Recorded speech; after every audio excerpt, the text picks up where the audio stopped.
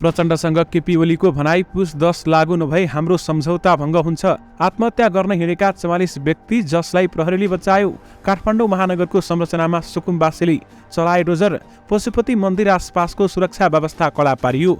केपी ओलीको गल्ती सच्याउँदै प्रचण्ड अर्को वर्षदेखि शिवरात्रीमा पशुपतिभित्र स्थायी पसल राख्न नदिइने। चीनमा अर्बपति हराउने श्रृङ्खला बढ्दो। व्यवसायलाई महिनासम्म कसले पार्छ बेपत्ता, यसबारे पुरै जानकारी। सोबिउ निर्वाचनको तयारीमा जुट्न अनि रासोबिउलाई केपी ओलीको निर्देशन। ललिता निवासको अनियमितता छानबिन गर्नेहरूलाई झिकाउन आदेश। केपी ओलीसँगको भेटपछि प्रचण्डले भने हामी एकै ठाउँमा छौं। एमाले विरुद्ध फेरि चक्रव्यूह रचिन सक्छ भन्दै नेकपा एमालेका अध्यक्ष केपी ओलीको भनाई। बर्ड फ्लू पीडित किसानले राहत पाउने बाटो खुल्यो। महानगरले सम्पत्ति भाडामा लगाउने ठेक्काको समयावधि छुट्यायो।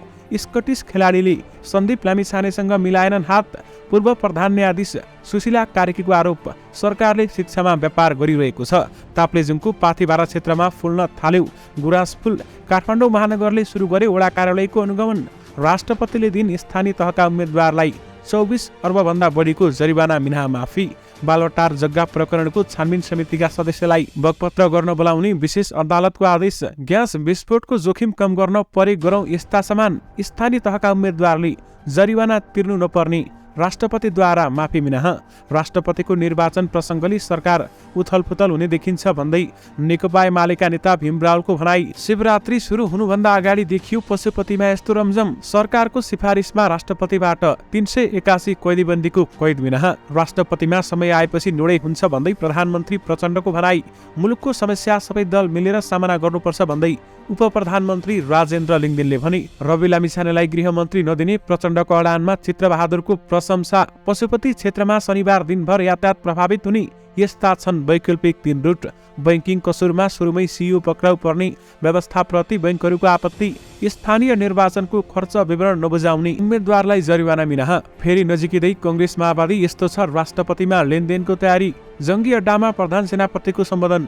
देशमा सुरक्षा चुनौती झन बढ्दै गयो। बालकोटको निष्कर्ष, राष्ट्रपतिमा प्रचण्डले दुईतिर खुट्टो हालिसके। गठबन्धन फुट्दैन, 1-2 दिनमा राष्ट्रपति टुङ्ग्याउँछौ भन्दै प्रधानमन्त्री प्रचण्डको भनाई। पत्रकार कुटिएको घटनाको महासंघले गर्यो भर्त्सना। नायिका करिश्मा विरुद्ध अमर्यादित अभिव्यक्ति दिने पक्राउ। र आजको स्वास्थ्य सम्बन्धी समाचारमा तौल घटाउन बेसार मिसाएको दुध कसरी खाने र यसलाई कसरी प्रयोग गर्ने, यो सम्बन्धी जानकारी सहित देश विदेशका 40 महत्त्वपूर्ण खबर संक्षिप्त रूपमा लिएर आएका छौं। हाम्रो भिडियो सामग्री अन्तिमसम्म हेर्नुहोला। दर्शक महानुभावहरू नमस्कार। स्मार्ट खबरको न्यूज बुलेटिनमा यहाँहरूलाई हार्दिक स्वागत छ। म आर्यन उपानी। आज मिति विक्रम सम्वत 2079 साल फागुन 6 गते शनिबार, ईस्वी सम्वत 2023 फेब्रुअरी 18 तारिक। आज फागुन कृष्ण त्रयोदशी। आज महाशिवरात्रि सँगै नेपाली सेना दिवस, शिलाचे पूजा, शान्ति प्रदोष व्रत रहेको छ। दर्शक महानुभावहरू, महाशिवरात्रिको तपाईहरुमा धेरै धेरै शुभकामना। सदाका दिन जस्तै आज पनि देश दुनियाँका ताजा अनि महत्त्वपूर्ण खबर अपडेट सहित तपाईहरुमा उपस्थित भइसकेका छौं। हामीले प्रस्तुत गरेको सामग्री मन परेको छ भने कृपया यो भिडियोमा एउटा लाइक अवश्य गरिदिनु होला। पलपलको न्यूज अपडेटका लागि हाम्रो च्यानललाई सब्स्क्राइब गरी नजिकै आउने बेल आइकनलाई क्लिक गर्नुहोला।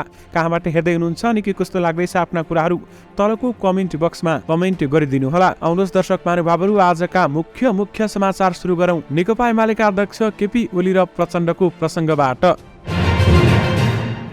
प्रधानमन्त्री पुष्पकमल दाहाल प्रचण्ड र नेकपा एमालेका अध्यक्ष केपी शर्मा ओलीको भेटवार्ता सकिएको छ। माओवादी केन्द्रका अध्यक्ष समेत रहेका प्रधानमन्त्री प्रचण्ड ओलीलाई भेट्न उनकै निवासमा पुगेका थिए भने भेटमा राष्ट्रपति निर्वाचन बारेमा कुराकानी भएको थियो।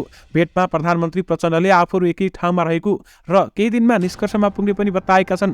यद्यपि केपी ओलीले भने यसमा आपत्ति जनाएका छन्। उनले भनेका छन्, फागुन 10 को लागि हामीले के निर्णय गरेका थियौं, ती निर्णय सबै लागू हुनुपर्छ, यानि कि आफ्नो पार्टीबाट कसैलाई प्रधानमन्त्री बनाउनुपर्छ भन्दै उहाँले आफ्नो माग राख्नु भएको थियो। दर्शक महानुभावहरू, त्यसमा प्रचण्डको भने असहमति देखिन्छ र केपी ओलीले प्रष्ट रूपमा माओवादी केन्द्रका अध्यक्ष प्रचण्डलाई भनेका छन्, यदि फागुन 10 मा हाम्रो माग पूरा भएन अथवा पहिलेको निर्णय अनुसार काम भएन भने हामी गठबन्धनबाट बाहिरिन्छौं भन्दै नेकपा एमालेका अध्यक्ष केपी ओलीले बताइसकेका छन्। ओलीले आफूले उठाएको उम्मेद्वारलाई राष्ट्रपति नबनाएमा गठबन्धन छाड्ने चेतावनी दिएका हुन्। स्कटल्यान्डका खेलाडीले नेपाली क्रिकेटर सन्दीप लामिछानेसँग हात मिलाउन अस्वीकार गरेका छन्। नेपाल र स्कटल्यान्ड बीच शुक्रबार त्रिवी क्रिकेट मैदानमा खेल भएको थियो। जुन खेल घरेलु टोलीले 3 विकेटले जितेको थियो।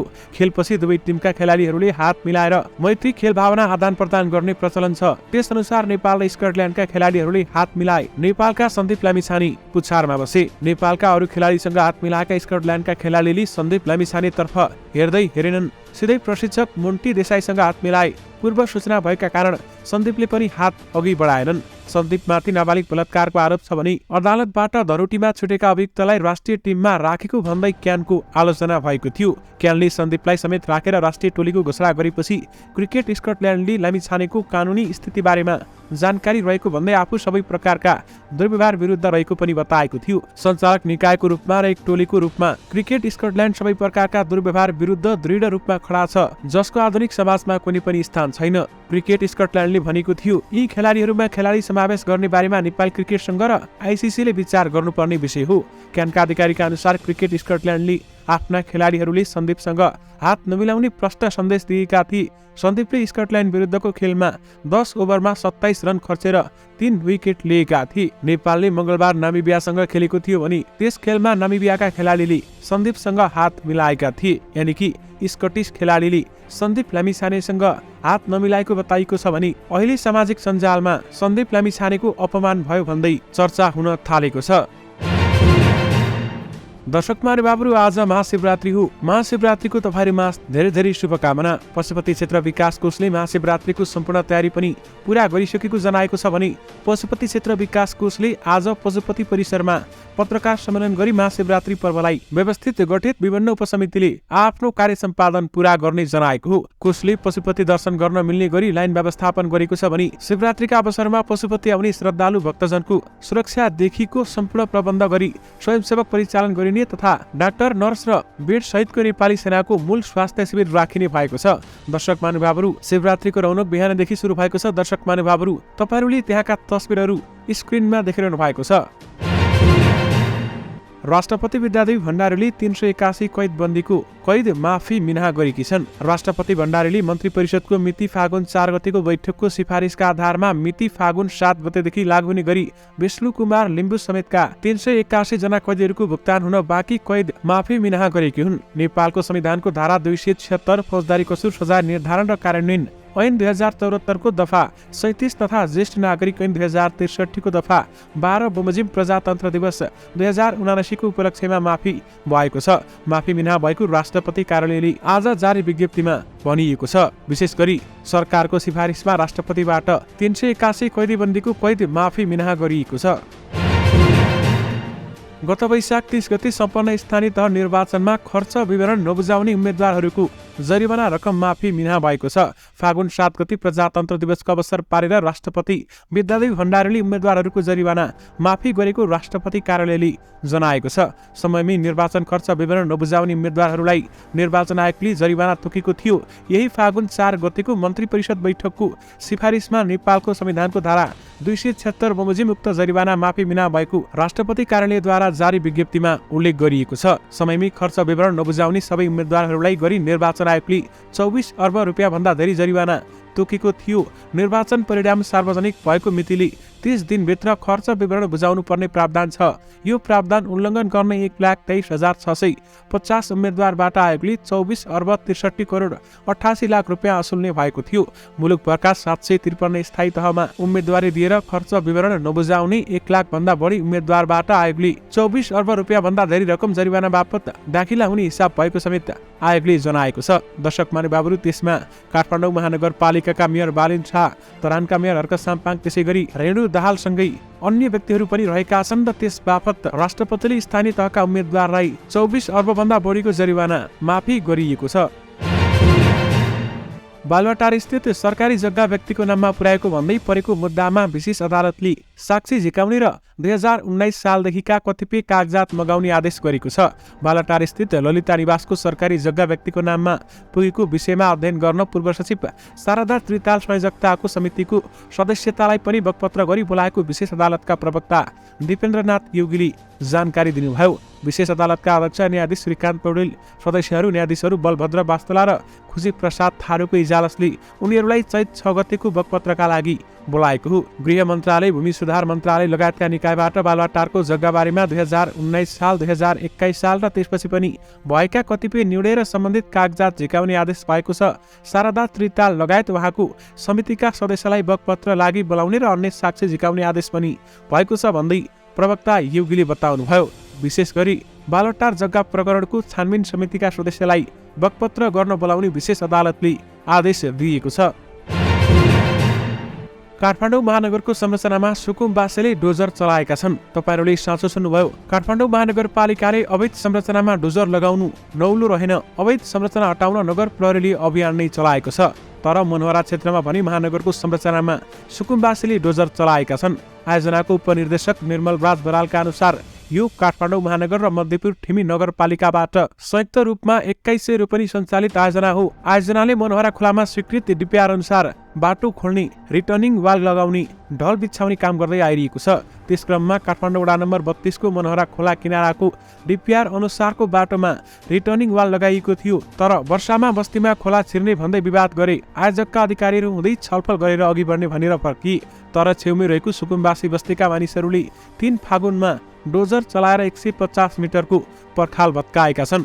उपनिर्देशक बरालका अनुसार भत्काएको पर्खालको फोटोसहित आवश्यक कारबाहीका लागि जिल्ला प्रशासन कार्यालय काठमाडौँमा निवेदन दिएको छ। 2 दिनसम्ममा प्रशासनले चासो नदिएको भन्दै मेयर बालिन शाहले असन्तुष्टि जनाएका छन्। उनले सामाजिक सञ्जाल फेसबुक मार्फत सार्वजनिक संरचनामा अतिक्रमण रोक्न राज्यको माथिल्लो निकाय निरीह भएको समेत टिप्पणी गरेका छन् भने व्यक्तिको जग्गा अनधिकृत रूपमा बसिरहेका केही व्यक्तिले खोलाको बाँध भत्काउन डोजर चलाएको भन्दै उनले लेखेका छन्। राज्यको माथिल्लो तह निरीह भएर बसेको छ। गृह मन्त्रालय र सुरक्षा निकायले निजी जग्गालाई संरक्षण गर्न सुरक्षा दिन सक्दैन र त्यसलाई हडप्नेहरूले सार्वजनिक संरचनामा अतिक्रमण रोक्न सक्दैन भन्ने हाम्रो काठमाडौँको सुरक्षामा जिम्मा सोही व्यक्तिलाई दिए हुन्छ भन्दै उहाँले बताउनुभयो। आवश्यक निर्देशन दिएका छौं भन्दै प्रशासनले बताएको छ। काठमाडौँ प्रशासनले भने आवश्यक काम कारबाहीका लागि प्रहरीलाई निर्देशन दिएको बताएको छ। काठमाडौँका सहायक प्रमुख जिल्ला अधिकारी देवी पाण्डे खत्रीले निवेदन अनुसार आवश्यक कारबाहीको लागि प्रहरी प्रशासनलाई निर्देशन गरिसकेको बताइन्। यानि कि काठमाडौँ महानगरको संरचनामा सुकुम्बासीले डोजर चलाएका छन् भने काठमाडौँ महानगरपालिकाका मेयर बालिन शाह पनि आक्रोशित बनेका छन्। यस वर्षको महाशिवरात्रि मेला 2079लाई मध्यनजर गर्दै नेपाल प्रहरीले पशुपति मन्दिर आसपासको सुरक्षा व्यवस्था कडा पारेको छ। सुरक्षाका लागि पशुपति आसपास र क्षेत्रमा 3000 भन्दा बढी पोशाक र त्यत्तिकै संख्यामा सादा पोशाकका प्रहरी परिचालन गरिएको महानगरीय प्रहरी कार्यालय रानी पोखरीले जनाएको छ। पशुपतिनाथ क्षेत्रमा हिजो शुक्रबारदेखि नै प्रहरी परिचालन भइसकेका छन्। महाशिवरात्रिलाई मध्यनजर गरेर सशस्त्र प्रहरीले समेत आफ्नो 1000 भन्दा बढी जनशक्ति परिचालन गर्ने भएको छ। महानगरीय प्रहरी परिसर काठमाडौँका अनुसार व्यवस्थित तरिकाले दर्शन गर्न पाउने व्यवस्थाका लागि सम्पूर्ण सुरक्षा तयारी पूरा भएको छ र यस वर्ष कसैलाई पनि मन्दिर प्रवेशको पास दिएको छैन भन्दै उहाँले बताउनुभयो। विशेष गरी पशुपति मन्दिर आसपासको सुरक्षा व्यवस्था कडा पारिएको छ। त्यसैगरी आगामी आर्थिक वर्षदेखि पशुपति क्षेत्र विकास कोषले महाशिवरात्रिमा रमाइलो मेला सहित पेटी ठेलामा अस्थायी पसल राख्न दिन ठेक्का नगर्ने भएको छ। यो शिवरात्रिमा ठेला र पेटीमा साइकलमा पसलहरू राख्न दिन कोषले ठेकेदार मार्फत चर्को शुल्कमा ठेक्का दिएर सडक पेटीमै ठेला राख्न दिएको छ। यसमा काठमाडौँ महानगरपालिकाले असहमति जनाएपछि कोषले आगामी आर्थिक वर्षबाट प्रक्रियागत रूपमा मात्र काम गर्न सहमति जनाएको 8 नम्बर वडा कार्यालयले जानकारी दिएको छ।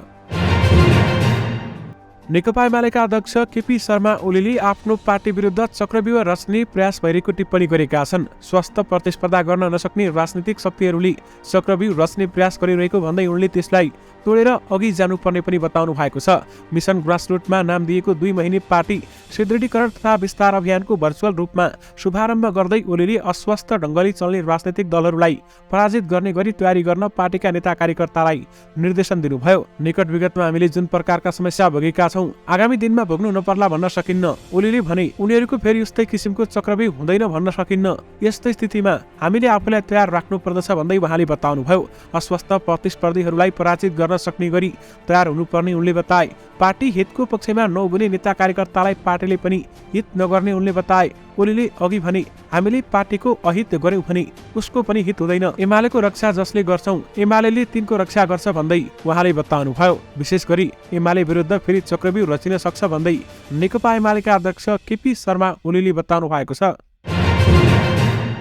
दर्शक महानुभावहरू, नेपालको जत्तिकै भुइँचालो जाँदा टर्कीमा सर्वनाश किन भयो त? आउनुहोस् तपाईहरुलाई यस बारेमा जानकारी गराउँ। टर्कीको दक्षिण पूर्वी ग्याजियान्टेप शहरलाई केन्द्रबिन्दु बनाएर माघ 23 गते 7.8 म्याग्निच्युडको भुइँचालो गयो। त्यसको 9 घण्टापछि इकिनोजु भन्ने ठाउँलाई केन्द्रबिन्दु बनाएर 7.5 म्याग्निच्युडको अर्को भुइँचालो गएको थियो। दुवै भुइँचालोले 250 भन्दा बढी पराकम्प ल्याए भने कतिपय पराकम्प 6 म्याग्निच्युड भन्दा शक्तिशाली थिए। टर्की भुइँचालोमा परेर 42,000 भन्दा बढीको मृत्यु भइसकेको छ। यति मात्र होइन, टर्की भुइँचालोले लगभग 200 किलोमिटर जमिन चिरा पारेको छ। चिरा यति प्रष्ट छ कि जमिनको सतह वनचौरीले दाउरा चिरी जस्तो दुई खण्डमा बाँडिएको देखिन्छ। लगभग 30 किलोमिटरसम्ममा त जमिनमा ढाँचा फाटेर रेलवे लाइन र सडक मार्ग नै दुई भागमा छुटिएका छन् र दुवै भाग पहिलेको ठाउँबाट दायाँ बायाँ पनि सरेका छन्। यसरी जमिनको सतहमै चिरा पर्नुले ठुल्ठुला घर र भौतिक संरचनाहरू ढलेको र ठूलो मानवीय क्षति भएको भूगर्भविदहरूको भनाइरहेको छ। भुइँचालोले ल्याएको भौतिक र मानवीय क्षति त हामीले नेपालमा देखेकै हौं, तर जहाँसम्म जमिन चिरा पर्ने र त्यो पनि 200 किलोमिटरसम्म फाट्ने कुरा छ, त्यो चाहिँ हाम्रो निम्ति नौलो हो। कतिपयलाई कोसलटारमा सडक चिरा परेको थियो भन्ने पनि लाग्न सक्छ, तर त्यो भुइँचालो तरङ्गले फाटेको होइन, कम्पनले सडक भाँसिएको मात्र हो। अब प्रश्न उठ्छ, म्याग्निच्युडका आधारमा नेपाल र टर्कीको भुइँचालो लगभग उत्तिकै ठूलो हो त, तर यहाँ जमिन चिरा नपर्दा त्यहाँ त्यति ठूलो चिरा कसरी पर्यो? यसको कारण टर्कीको माटो यहाँ भन्दा कमजोर भएर हो कि यी दुई भुइँचालोको प्रकृति नै फरक भएको हो? यही प्रश्नको उत्तर खोज्न हामीले दुईजना भूगर्भविदसँग कुरा गर्यौं। राष्ट्रिय भूकम्प मापन तथा अनुसन्धान केन्द्रका प्रमुख लोकविजय अधिकारी र खानी तथा भूगर्भ विभागका पूर्व महानिर्देशक सोमनाथ सापकोटा। उनीहरूका अनुसार नेपाल र टर्कीको सतहमुनि रहेका टेक्टोनिक प्लेटहरू जसको घर्षणले भुइँचालो उत्पन्न गराउँछ, ती प्लेट एकअर्कासँग भिड्ने तरिका फरक छ। नेपालको कुरा गर्दा यहाँ भुइँचालो जानुको कारण इन्डियन र युरेसियन नामका दुई चट्टानी खण्ड अर्थात् प्लेटहरू बीचको घर्षण हो। यी दुई प्लेट आसपासमा जुधिरहेका छन्। जुझ्दै जुझ्दै युरेसियन प्लेट इन्डियन प्लेटमाथि खप्टिएर बिस्तारै माथि उड्दैछ। करोडौं वर्षदेखि चलिरहेको यही जुत्ने र खप्टिने क्रमले नै हिमालय, महाभारत र चोरी पर्वत श्रृङ्खला बनेका हुन् भन्दै पनि बताइएको छ। टर्कीमा भने तीनवटा अत्यन्तै चलायमान चट्टानी खण्डहरू आपसमा ठोकिएर विपरीत दिशातिर घर्सिँदैछन्। टर्कीको ठूलो हिस्सा एनाटोलियन भन्ने चट्टानी खण्डमाथि छ। यो पृथ्वीको सतहमुनि रहेका विभिन्न टेक्टोनिक प्लेट मध्येको यसको आकार एकदमै सानो भएकाले माइक्रो प्लेट पनि भन्ने गरिन्छ। एनाटोलियन प्लेटको ठ्याक्कै माथि युरेसियन प्लेट छ भने पूर्वमा अरेबियन छ र दक्षिणमा अफ्रिकन प्लेट छ। पश्चिममा मेडिटेरेनियन सागर पर्छ। एनाटोलियन प्लेटलाई अरेबियन र अफ्रिकन प्लेटले दुईतिरबाट लगातार ठेलिरहेको छ। अरेबियन प्लेटले पश्चिमतर्फ ठेल्दैछ भने तलबाट अफ्रिकन प्लेटको धक्का दिँदैछ। यसरी अरेबियन र अफ्रिकन प्लेटको चेउकुवामा परेको सानो एनाटोलियन प्लेट तीव्र गतिमा पश्चिमको मेडिटेरेनियन सागरतर्फ सर्दैछ। यसरी विपरीत दिशामा सर्दा उत्पन्न हुने घर्षणको शक्तिले यी चट्टानी खण्डहरू चिप्लिन्छन् र भुइँचालो आउँछ। चट्टानी खण्डहरू चिप्लिएर आउने भुइँचालोलाई वैज्ञानिक भाषामा स्ट्राइक सिप पनि भन्ने गरिन्छ। यसपालि चट्टानी खण्डहरू 150 किलोमिटर भन्दा बढी चिप्लिएको अमेरिकी भौगोलिक सर्वेक्षणले समेत देखाएको छ। त्यसकारण टर्की र सिरियामा भुइँचालोको ज्यामिति फरक छ। हामी कहाँ एउटा प्लेटमाथि अर्को प्लेट खप्टिरहेको छ र टर्कीमा भने विपरीत दिशामा हिँड्दैछन्। एउटा पश्चिम सर्दैछ, अर्को पूर्व भन्दै उनले भनेका छन्। टर्कीमा भने सानो भुइँचालो जाँदा पनि सोझै जमिनको सतहमा तरङ्ग आउँछ। त्यसैले कम म्याग्निच्युडको भुइँचालो जाँदा पनि जमिनमा ढाँचा फाट्छ र नेपालमा त्यस्तो बिरलै हुन्छ भन्दै उहाँले बताउनुभयो। त्यसकारण टर्कीमा धेरैजनाको मृत्यु भएको हो अथवा नेपालको जत्तिकै भुइँचालो जाँदा पनि टर्कीमा सर्वनाश भएको हो। राष्ट्रिय जनमोर्चाले राष्ट्रिय स्वतन्त्र पार्टीका सभापति रवि लामिछानेलाई गृहमन्त्री नबनाउने भन्दै प्रधानमन्त्री एवं माओवादी केन्द्रका अध्यक्ष प्रचण्डले दिएको अडानको प्रशंसा गरेको छ। अध्यक्ष चित्रबहादुर केसी नेतृत्वको प्रतिनिधि मण्डलले आज प्रचण्डलाई 13 बुँदे ज्ञापन पत्र बुझाउँदै यसबारेमा प्रचण्डले राखेको अडानको जनमोर्चाले प्रशंसा गरेको हो। पुनः गृह मन्त्रालयको जिम्मेवारी दिन तपाईको सरकारमाथि दबाव परिरहेको छ। त्यसका बावजुद त्यस प्रकार अवाच्छित व्यक्तिलाई गृहमन्त्रीको जस्तो संवेदनशील जिम्मेवारी नदिन तपाईले देखाएको अडानको हामी पनि प्रशंसा गर्दछौँ र त्यसका लागि तपाईँ र तपाईको सरकारलाई धन्यवाद दिन चाहन्छौँ भन्दै केसी सहितको प्रतिनिधि मण्डलले हस्ताक्षर सहित ज्ञापन पत्रमा बताएको छ।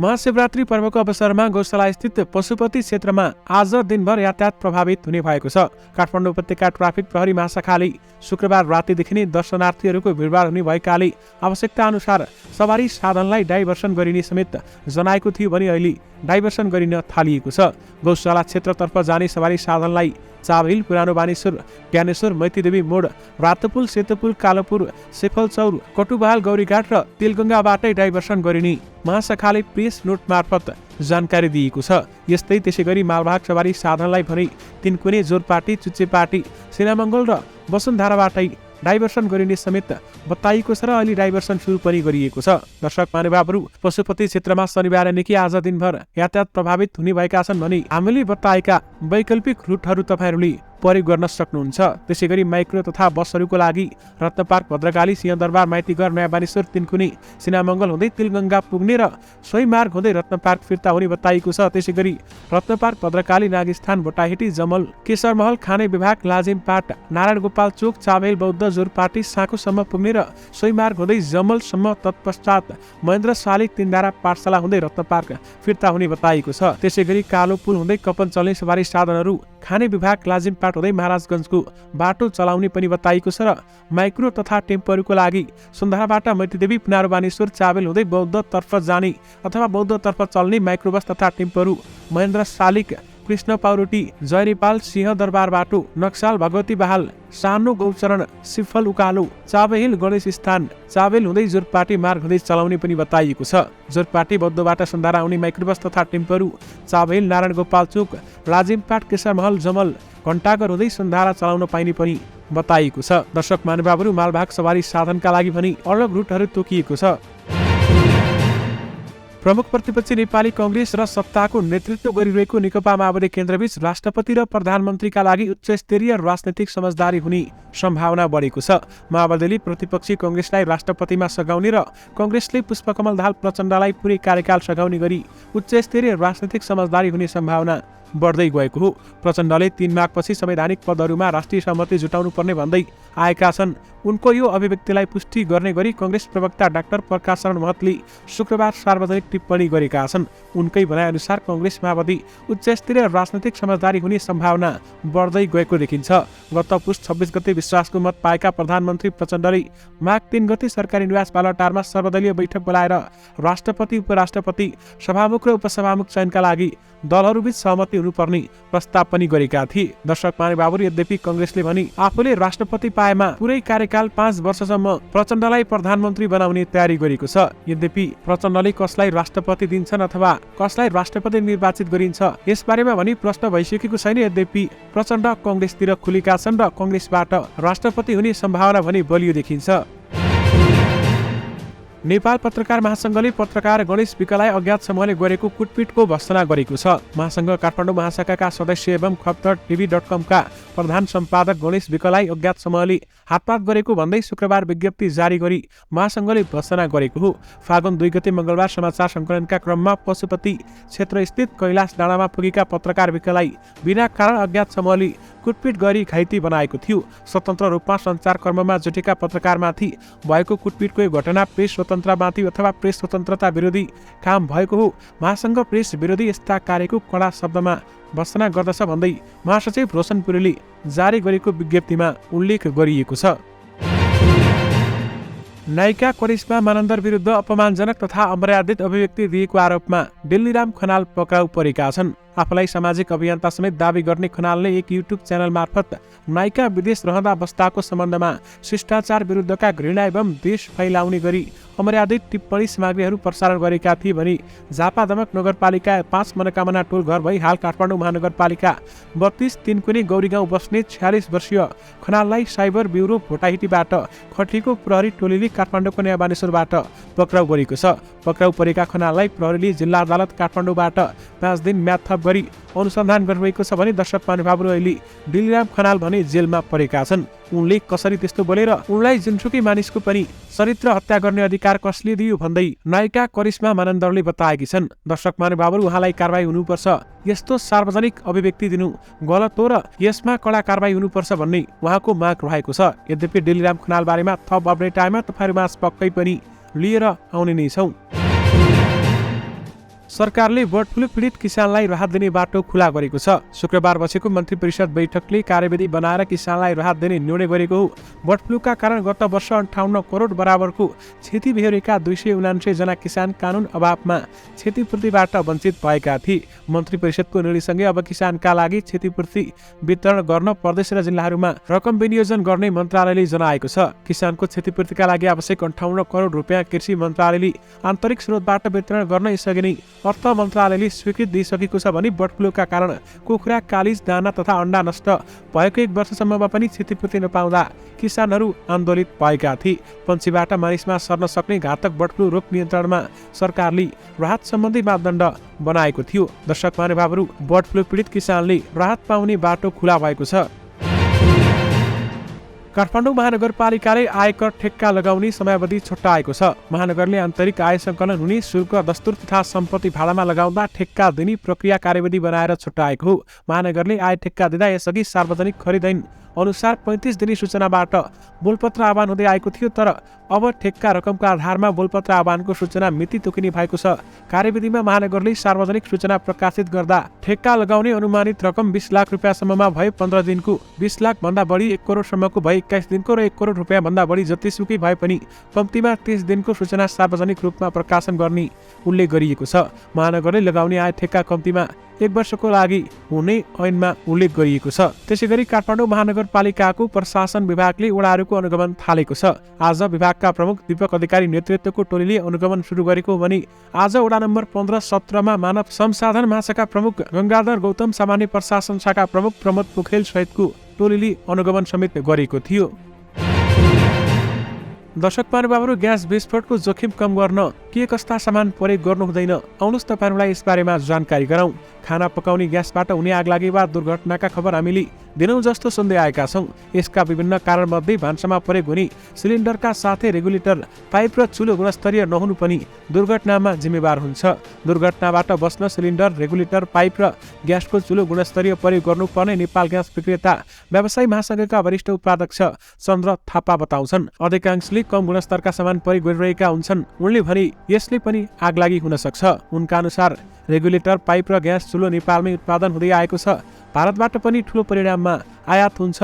स्वदेशी वा विदेशी जहाँको प्रयोग गरे पनि गुणस्तरमा ध्यान दिनुपर्ने र यसका लागि आधिकारिक गुणस्तर चिन्ह प्राप्त सामान मात्र प्रयोग गर्नुपर्ने उनी बताउँछन्। नेपाल र भारतीय जुनसुकै सामान प्रयोग गरे भयो, तर गुणस्तर प्रमाणित हुनु पर्यो। नेपालमा उत्पादन भएको सामानलाई गुणस्तर तथा नापतोल विभागले NS चिन्ह दिएको हुन्छ।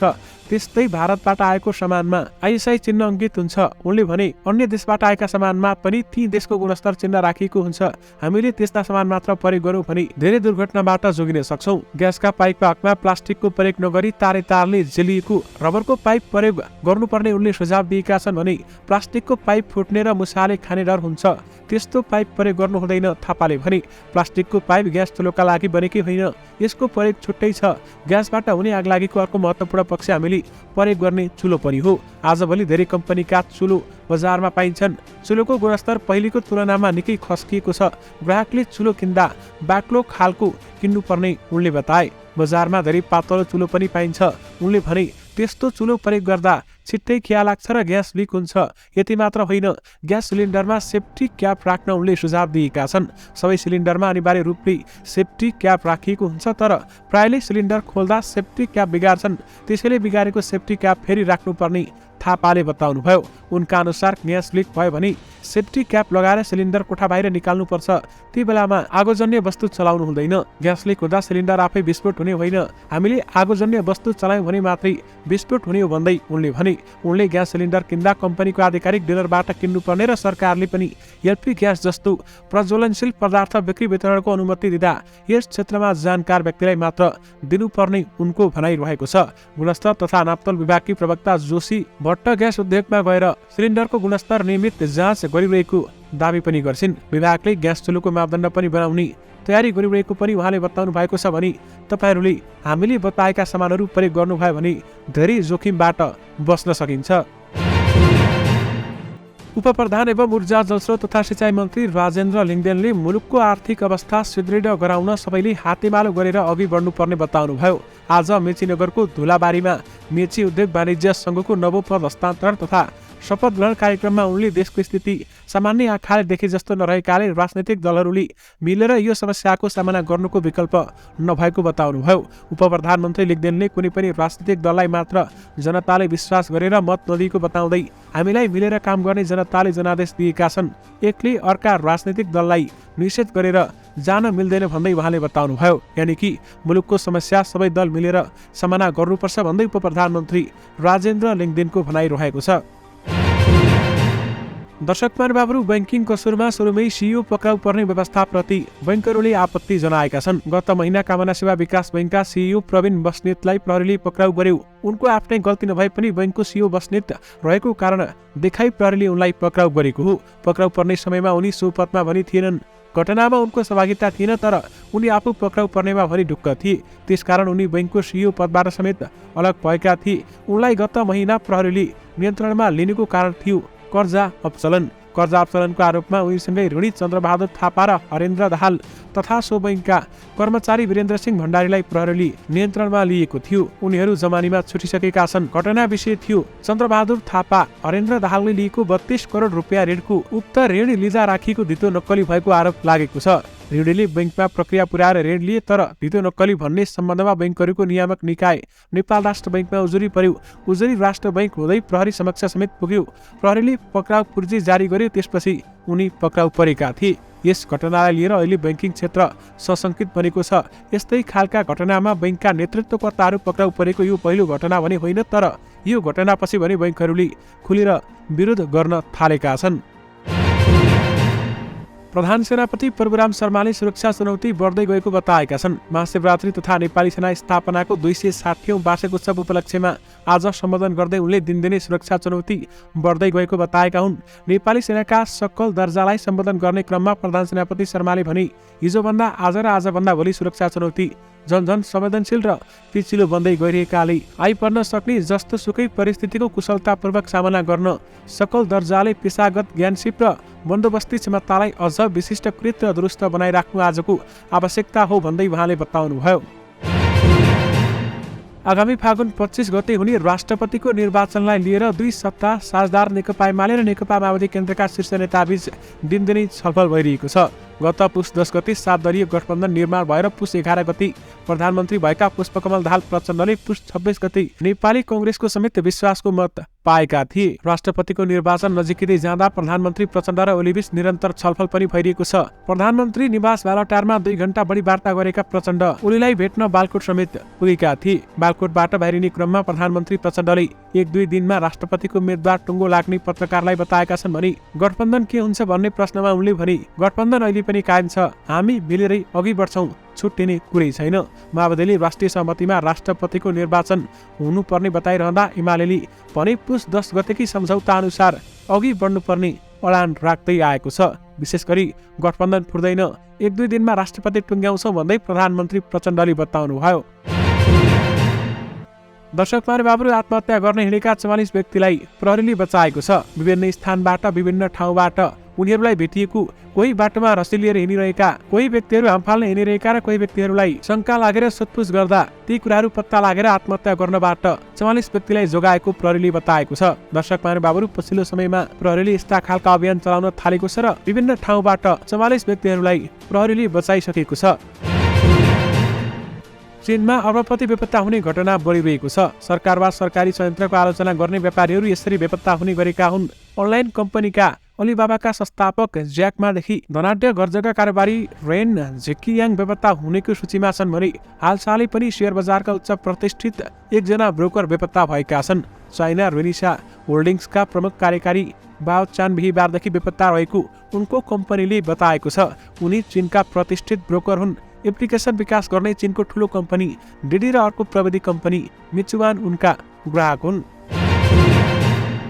नेकपा एमालेका अध्यक्ष केपी शर्मा ओलीले सबै निर्वाचनको तयारीमा जुट्न पार्टी निकट विद्यार्थी संगठन अनेरा सबैलाई निर्देशन दिएका छन्। अनेरा सबैको नवनिर्वाचित केन्द्रीय समितिलाई आज च्यासल स्थित पार्टी केन्द्रीय कार्यालयमा शपथ ग्रहण गराउने क्रममा उहाँले तत्काल सबै निर्वाचनको तयारीमा जुट्नुपर्ने अवस्था रहेको बताउनु भएको हो। सबै निर्वाचन आगामी चैत 5 गते हुँदैछ। पूर्व प्रधान न्यायाधीश सुशीला कार्कीले सरकारले शिक्षामा व्यापार गरिरहेको आरोप लगाएकी छन्। आज दिल्ली बजार कन्या बहुमुखी क्याम्पसको वार्षिक उत्सव कार्यक्रममा बोल्दै उनले सरकारमा बस्ने सबै व्यापारीहरू रहेको उल्लेख गरेकी छन् भने उनले सरकारले शिक्षा स्वास्थ्य सहितका हरेक कुरामा व्यापार गरिरहेको बताएकी छन्। उनले भनिन्, अहिले त के भयो भने शिक्षा व्यापार स्वास्थ्य व्यापार हरेक कुरामा व्यापार छ। स्कलरसिप कसले पाउँछ, सरकारले दिने सहुलियत कसले पाउँछ त्यो पनि थाहा छैन। शिक्षा व्यापार भएको छ भन्दै उहाँले बताउनुभयो। ताप्लेजुङको पाथेपारा क्षेत्रमा गुराँस फूल फुल्न सुरु भएको छ। पहाडी जिल्लाको बेसी क्षेत्रहरूमा माघको दोस्रो सातादेखि नै गुराँस फूल फुल्न थालेको हो। समुद्र सतहदेखि 3000 मिटर उचाइमा अवस्थित सुकेटार विमानस्थल वरपर गुराँस फुलेको भेट्न सकिन्छ। पहाडी क्षेत्रमा गुराँस फुल्न सुरु भएसँगै वनजङ्गल रातामै हुने गर्दछ भने स्थानीय व्यवसायी गुराँस फुलेसँगै पर्यटन व्यवसाय फस्टाउने आशामा हुन्छन्। ताप्लेजुङको पाथेपारा क्षेत्रमा गुराँस फुल्न थालेको छ। त्यहाँको दृश्य तपाईँहरूले स्क्रिनमा देखिरहनु भएको छ। दर्शक माने बाबुहरू, तौल घटाउन बेसार मिसिएको दुध कसरी प्रयोग गर्ने, यसको फाइदाहरू के रहेका छन्, आउनुहोस् तपाईँहरूलाई यसबारेमा जानकारी गराउँ। खानपानमा गडबडी र खराब जीवनशैलीका कारण मानिसमा मोटोपनको समस्या तीव्र रूपमा बढिरहेको छ। तौल बढेका कारण तपाईँलाई धेरै गम्भीर समस्या हुन सक्छ, जसका कारण तपाईँ उच्च रक्तचाप र मधुमेह जस्ता समस्याको शिकार बन्न पनि सक्नुहुन्छ। मानिसहरू तौल घटाउन विभिन्न खालका डाइट र एक्सर्साइज प्लानहरू पछ्याउँछन्। आजको समयमा बजारमा धेरै प्रकारका सप्लिमेन्टहरू उपलब्ध छन् जसले तौल घटाउने दावी गर्छ, तर तिनीहरूको प्रयोग खतरामुक्त छैन। तर यस्ता सप्लिमेन्ट बाहेक तपाईँको भान्सामा पनि यस्ता चिज पाइन्छ जसले तौल घटाउन सघाउने गर्छ। तीमध्ये एक हो बेसार मिसाइएको दुध। बेसार मिसाइएको दुधमा पाइने गुण र पोषक तत्त्वले तौल कम गर्नुका साथै शरीरलाई पर्याप्त पोषण दिने काम गर्छ। आउनुहोस् यसबारेमा थप जानकारी लिऊँ। बेसार विभिन्न औषधीय गुणले भरिपूर्ण हुन्छ। आयुर्वेदमा यसलाई औषधिको रूपमा पनि प्रयोग गरिन्छ। बेसारमा एन्टिअक्सिडेन्ट, एन्टिसेप्टिक र एन्टी इन्फ्लेमेटरी गुण हुन्छ जुन शरीरको तौल घटाउनुका साथै धेरै रोग र समस्याहरूको जोखिम कम गर्न पनि उपयोगी मानिन्छ। बेसारमा पाइने यौगिकहरूले शरीरको मेटाबोलिजमलाई पुनरुत्थान गर्न र बोसो जलाउने प्रक्रियालाई गति दिन पनि उपयोगी हुन्छ। सही मात्रामा बेसार मिसाइएको दुध नियमित सेवनले तौल छिट्टै घटाउन मद्दत गर्छ। त्यसैगरी तौल घटाउन बेसारको दुध कसरी फाइदाजनक हुन्छ त? नम्बर 1, अनुसन्धानका अनुसार बेसारमा पाइने पोलिफेनोल कर्क्युमिन कम्पाउन्ड शरीरको मेटाबोलिक इन्फ्लेमेसन बढाउन र सेतो बोसोको तन्तु घटाउने निकै फाइदाजनक हुन्छ। बेसारमा एन्टी ओबेसिटी र एन्टी इन्फ्लेमेटरी गुण हुन्छन् जसले तौल कम गर्न निकै उपयोगी भूमिका निर्वाह गर्छ। नम्बर 2, बेसारमा यस्ता गुणहरू पाइन्छ जसले पेटमा पित्तको वृद्धिलाई कम गर्छ। यो शरीरमा रहेको अतिरिक्त बोसो घटाउन र मेटाबोलिजम सुधार गर्न निकै लाभदायी हुन्छ। शरीरको मेटाबोलिजम सुधार हुने भएकाले तौल बढ्छ। नम्बर 3, बेसारमा पाइने गुण रगतमा चिनीको मात्रा नियन्त्रण गर्न पनि उपयोगी मानिन्छ। यसको सेवनले शरीरमा इन्सुलिन रेजिस्टेन्स पनि नियन्त्रणमा रहन्छ। त्यसैले तपाईँको शरीरको तौल बढ्दैन र शरीरमा अतिरिक्त बोसो बन्ने प्रक्रियालाई पनि नियन्त्रण गर्न फाइदाजनक हुन्छ। नम्बर 4, बेसार मिसाइएको दुधमा पाइने गुणहरू शरीरको रोग प्रतिरोधात्मक क्षमता बढाउन पनि धेरै फाइदाजनक हुन्छ। शरीरको रोग प्रतिरोधात्मक क्षमता बढ्दा तपाईँलाई अनावश्यक रोग लाग्दैन र तौल नियन्त्रणमा रहन्छ। त्यसैगरी तौल घटाउन बेसार मिसाइएको दुध कसरी पिउने त? तौल घटाउन बेसारको दुध जुनसुकै बेलामा पनि सेवन गर्न सकिन्छ। राति सुत्नु अघि 1 गिलास मनतातो दुधमा बेसार मिसाएर नियमित सेवन गर्नाले धेरै फाइदा हुन्छ। यसका साथै बिहानको नास्तामा र दिउँसोको खाजा खाएपछि पनि बेसार मिसाएको दुध सेवन गर्न सकिन्छ। राति खाना खाएपछि बेसार हालेको दुध खाँदा तौल घटाउन र शरीरको मेटाबोलिजम ठिक राख्न धेरै फाइदा हुन्छ। बेसार मिसाएको दुध बाहेक बेसार र दालचिनीको चियाको सेवनले पनि तौल घटाउन निकै फाइदाजनक हुन्छ। तर ध्यान राख्नुहोस् कि यदि तपाईँ मोटोपन बाहेक अन्य कुनै रोग वा समस्याबाट ग्रसित हुनुहुन्छ भने बेसारको दुध सेवन गर्दा सावधानी अपनाउनुहोला। कुनै समस्या भएमा डाक्टर वा विशेषज्ञलाई सम्पर्क गर्नुहोला। यिनै समाचार सामग्री सहित हामी समाचारको अन्त्यमा आइपुगेका छौँ। प्रस्तुत गरेको समाचार सामग्रीमा तपाईँको केही टिक्का टिप्पणी भए तलको कमेन्ट बक्समा लेखिदिनुहोला। दैनिक रूपमा सत्य अनि तथ्य खबर अपडेटका लागि हाम्रो यस युट्युब च्यानललाई सब्स्क्राइब गर्न नबिर्सिनुहोला। दिनभरको न्युज अपडेट बेलुकी 6 बजे हाम्रो यस युट्युब च्यानलमा हेर्न सक्नुहुन्छ। जाँदा जाँदै तपाईँलाई हामीले प्रस्तुत गरेको सामग्री मन परेको छ भने कृपया यो सामग्रीमा एउटा लाइक अवश्य गरिदिनुहोला। तपाईँको बाँकी पल सुखद रहोस्।